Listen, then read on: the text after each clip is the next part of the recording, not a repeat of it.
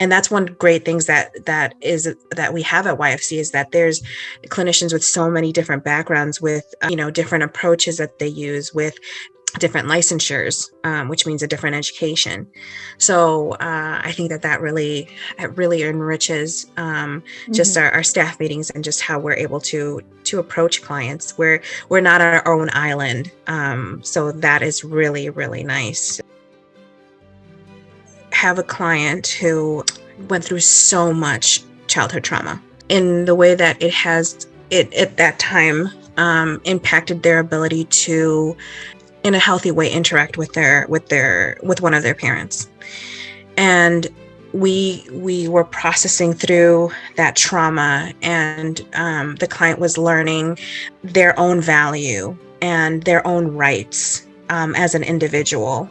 And we grieved just like their past, and gave them permission to be angry with their parent, and they gave themselves that permission.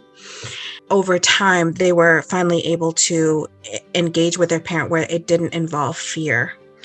And they felt such a liberation, that they felt that I can now talk to my parent and see them as another human being, rather than, no longer they saw them as human, versus in the past, they didn't see them as human. They saw them as a greater force of evil. And we took some time to look back at what could have been the history of your parent. And do you know anything about their past that could have then caused them to act in such a way? And so they were able to see their parent too as more human as well. They bring it up in session quite often.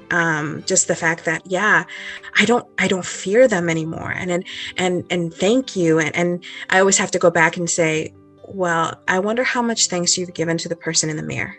I wonder how often you say thank you, because it's to that person.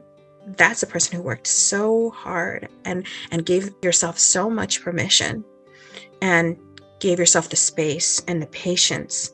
And so I think that's, I think about that now, and it's just like, it really is something that's incredible, just to be able to get to that place and continue to be there.